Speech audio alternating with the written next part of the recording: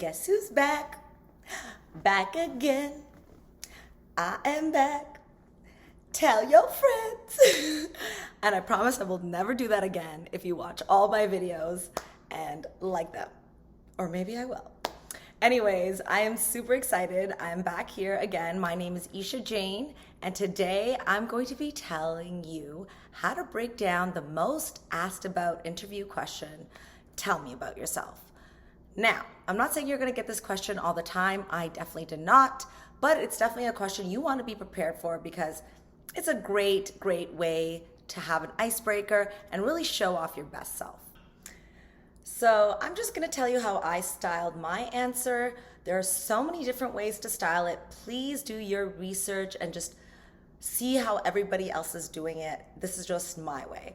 So a little bit of guidelines. I kept my answer to like around 1 to 1 minute and 30 seconds. And I totally recommend including some sort of punchline or something interesting in the beginning before you start. I think it's a great way not only to break the ice, but to get the attention of your interviewer and really get them wanting to listen. How many times are they asking this question in a full day? So you really want to stand out.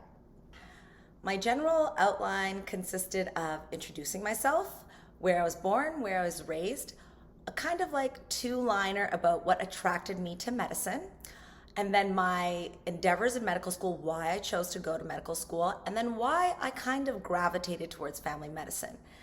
I ended it off with telling them what I'm currently doing now and what I'm gonna do during the application season. And I think you can add, some people do, some people don't. I personally did. I added a few things of what I'm doing outside of medicine just to give it that whole complete look and, show them that I'm a real person. So that was just my kind of structural outline. There are so many different ways to do it, but I will give you an example of how I kind of started. So I started by introducing myself. My name is Esha Misha Jain. My parents rhyme my first and middle names together, so you can just imagine how that was growing up. And that got them, and that got them laughing, and I saw the hardest of people just cracking a little smile. But it was a great way for me to get the ball rolling and get people attracted to what I was about to say next. I then talked about where I was born, where I was raised, and how I got introduced into medicine. And I have said this in many of my ambassador or takeovers or Project IMD takeovers, but I would say, I had an early introduction into medicine through my father, who was also a physician, and his contributions to the society really motivated me to pursue something just as meaningful. And so I decided to pursue my medical career at the American University of Antigua. And then I went in to talk about what kind of qualities, leadership qualities, or whatever I did in Antigua that really could translate into something in the medical field. So I decided to talk about my leadership opportunities. I was an ambassador. I actually was able to become a medical scholar. So I would talk about how I achieved a certain grade, which was above 85. And by doing so, I became a medical scholar. I tutored biochem, cell bio, and neurology. And this really blossomed my passion for clinical education.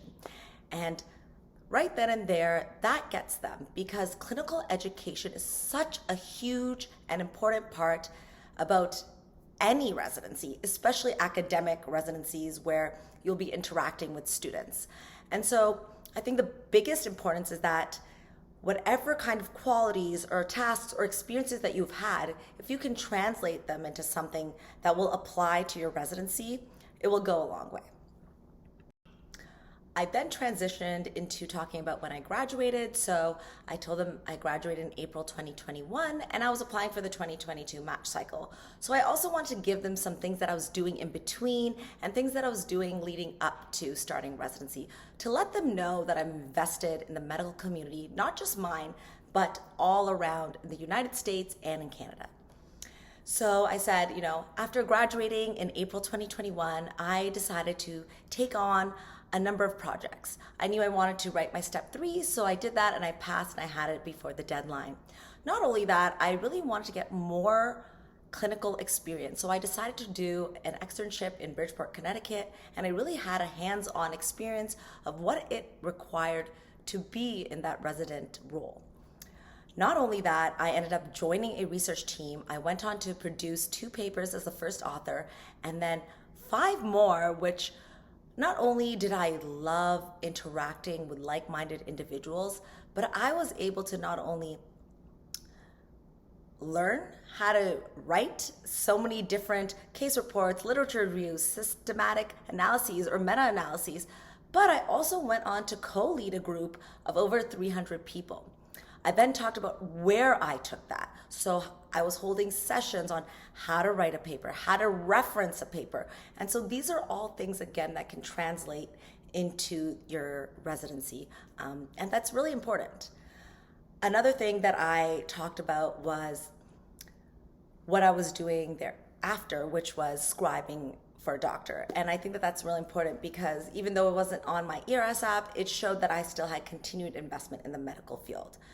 And after that, I personally like to talk about what I do outside of medicine, whether it's just like a cool little thing me and my mom did. At one point, I think I said, my mom really wants to climb Mount Everest, but I'm just about climbing the hill in my backyard. And so it was kind of funny, cheesy, but I thought it was memorable. And I think, that was just my general outline. What I do recommend is that you guys start preparing now. You keep it short and sweet and really touch upon your features, your highlights. So start writing down, what are you doing in medical school, or what drew you to your specific specialty? So for me, I, included that during my clinical sciences years, I didn't love just one specialty. I loved them all. I loved the unique variety from adult to pediatric, from OB-GYN to, hospital inpatient medicine. And that was something that I could get with family medicine. And so I really made it a full, well-rounded kind of short introduction. And I think it got them a kind of window into who Esha Misha is. So yeah, feel free to inbox me. You have any questions, I hopefully will do another video about other common questions. But yeah, thanks for listening, and I'll never sing for you guys again, I promise.